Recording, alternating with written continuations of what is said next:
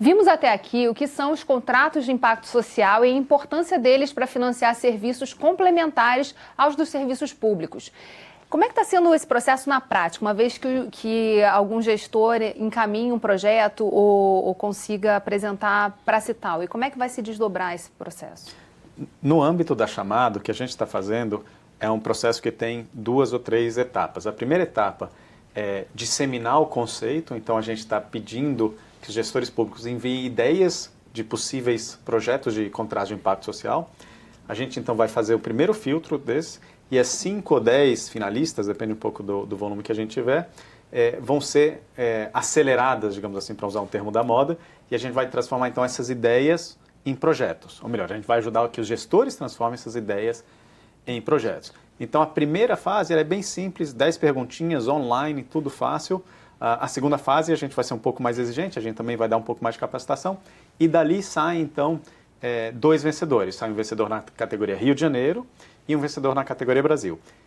Para esses vencedores, a premiação vai ser o que a gente chama de um estudo de aderência, que é pegar aquele projeto que foi desenvolvido e a gente fazer uma avaliação multidimensional para ver qual é a probabilidade disso virar um contrato de impacto social. Porque depende de muitos fatores, como a gente viu. Depende de você ter uma métrica, uma meta razoável, depende de você ter investidores interessados, um líder no governo que tenha capital político, digamos, para empurrar esse tema e assim por diante. Então a gente faz toda essa avaliação e dali sai um número. Olha, a probabilidade disso aqui virar um contrato de impacto social é tanto, né? Se a probabilidade for alta, vale a pena até seguir o processo, você fazer a estruturação e eventualmente até a implementação do contrato de impacto social.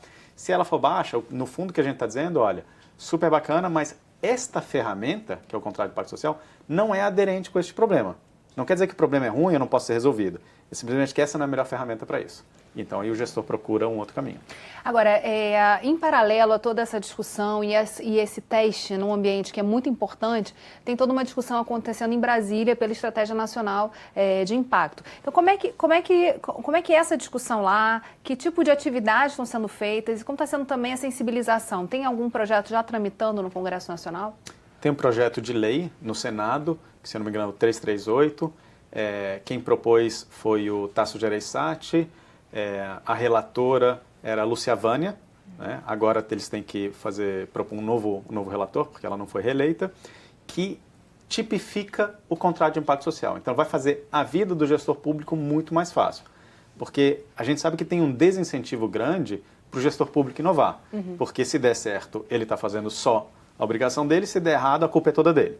Então é muito difícil você inovar se você não pode errar.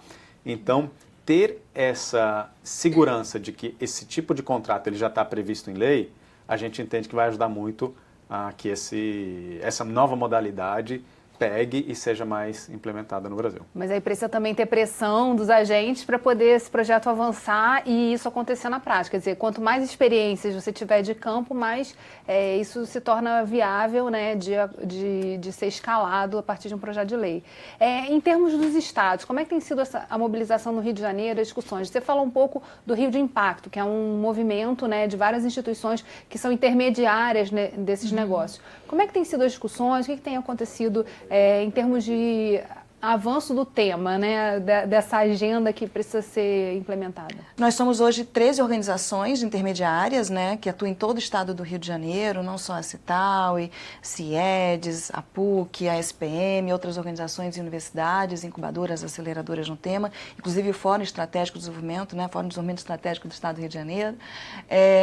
E a gente está com uma pauta importante ainda para esse semestre, né, Geisa, que é em agosto, a gente ainda vai marcar a data, que é discutir o nosso projeto de lei do que a gente entende que é negócio de impacto social, socioambiental, e para começar a fazer reverberar numa normativa, né? Que conceito é esse para a gente avançar e, quem sabe, chegar junto na tramitação no Senado, lá na nossa lei de contrato de impacto e outras leis que dialogam também com o nosso campo, também das leis de empresas B e por aí vai, né? Leonardo, você pode explicar um pouquinho para a gente, dentro dessa ideia da estratégia, como é que tem sido trabalhada a questão das finanças? Por que é tão importante discutir investimentos para essa área das finanças socioambientais, né? Na Cital, a gente acredita que a forma como você financia o mundo, né, ou as coisas, determina o que vai florescer ou o que vai morrer. Se você der pouco capital ou fizer que algo seja muito mais caro para ser financiado, você vai ter menos disso do que algo que você fizer mais barato ou prover muito mais capital ou com prazo maior. Então a gente enxerga que quanto mais a gente conseguir alinhar os incentivos do capital para coisas que fazem sentido do ponto de vista de uma sociedade mais justa, uma sociedade mais sustentável, né, melhor a gente vai estar como Brasil, como Rio, como Brasil, como planeta. E esse movimento também não é exclusivo do Brasil, quer dizer, é um diálogo que ocorre no mundo e que tem caminhado para poder pensar em como viabilizar esses investimentos, tanto na área ambiental como também na área social. Esse movimento ele é tão global que a Força-Tarefa, que a Ruth mencionou antes, que no Brasil, ela na verdade é um espelho de uma série de forças-tarefas que existem no mundo. A primeira foi, inclusive, criada na Inglaterra, né, ou no Reino Unido, e hoje tem uma dúzia de países que se juntam num grupo que eles chamam o GSG, que é o Global Steering Group on Impact Investment, que fazem, então, reuniões anuais para tentar identificar ferramentas, alinhamentos, propostas de políticas públicas para que esse tema avance globalmente. Então, tem no Brasil e tem em todos esses outros países, todo mundo, digamos, empurrando essa agenda para frente. Em relação à academia, é muito importante a gente voltar a esse tema, porque a FAPERJ, ela trabalha muito em parceria, tentando trazer justamente esse papel da universidade para dentro também do relacionamento com o governo e com o Estado. Como é que tem sido esse trabalho, esse primeiro edital, além do projeto da Cital e que a gente está conversando aqui, que outros projetos também foram fomentados?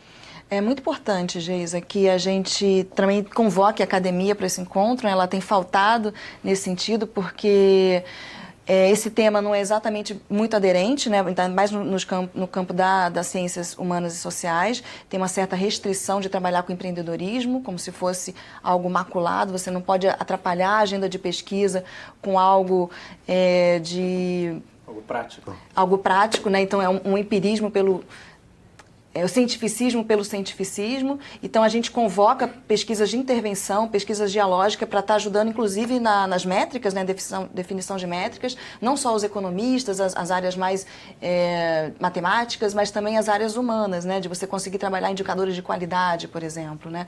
E, exatamente, a FAPERJ, o cliente da FAPERJ é a comunidade científica, né, que trabalha com ciência e tecnologia. Então, é muito importante que a gente esteja junto e tem tudo a ver, vamos convocar mais a academia nesse sentido, ela está muito ausente ainda. Você falou das startups, né, que entraram nesse edital. Isso, algumas startups entraram, por exemplo. A gente conseguiu, uma das beneficiadas é tanto uma cooperativa da UFRJ, no interior do estado, por exemplo, uma cooperativa de mandioca, na área de economia solidária, porque economia solidária também é um movimento que dialoga, não exatamente todas as lideranças, os empreendimentos de economia solidária se reconhecem como negócio de impacto, mas dentro do escopo, do conceitual internacional, eles fazem parte sim. E outra organização, por exemplo, aí mais uma vibe de negócio de impacto mesmo, mais urbano, a gente pode citar a Workay. A Workay é uma intermediação de mão de obra, uma organização social, intermediação de mão de obra de mulheres que trabalham com construção civil, obra e reforma, sendo empregadas, sendo qualificadas para trabalhar no mercado que é muito masculino, né? Então, é um negócio de impacto que resolve um problema, que a gente tem esse problema de qualidade no serviço de obra e reforma, só que fazendo um impacto de o quê? De empregabilidade de mulheres que estão à frente de famílias e que têm essa capacidade técnica e que precisam de primeira oportunidade para mostrar que podem ser, sim, bombeiros, marceneiras, instaladoras de painéis solares e por aí vai. Um papel da academia importante no primeiro contrato de impacto social foi que o medidor, né, o avaliador independente foi justamente uma universidade. Porque, claro, você tem um governo que só vai pagar se tiver resultado, você tem um investidor, uma organização interessada em que tem aquele resultado, alguém tem que medir. Se for o governo que mede, tem um incentivo para medir para menos, o outro para mais, então você acha um avaliador independente. Esse foi um papel super chave feito por uma universidade lá no Reino Unido. Que também tem a ver com as métricas e com o avaliador externo, né? Auditor, de que é verdade que aquela métrica foi cumprida. Bem, infelizmente o programa chegou ao fim, a gente vai acompanhar esse processo e eu quero muito poder dar notícia depois do projeto que foi escolhido. Ele vai até setembro, não é isso, esse edital? Isso. Essa chamada. A chamada vai até, se não me engano, 20 de setembro, está aberta, então para que todos se inscrevam e a partir daí começa então a avaliação e depois a segunda fase assim por diante. E qual é o canal para essa inscrição? O canal é o www.citauigov.org.br. Então, ali estão todas as informações sobre os contratos de impacto social no mundo e as discussões que estão tendo no Brasil. E a chamada é a última abinha lá. Obrigada, Leonardo. Obrigada, Ruth. Obrigada a você, telespectador, que acompanhou a gente até aqui. Fica ligado no nosso canal do YouTube e assina lá, TV Alerj, o canal do povo. Até a próxima.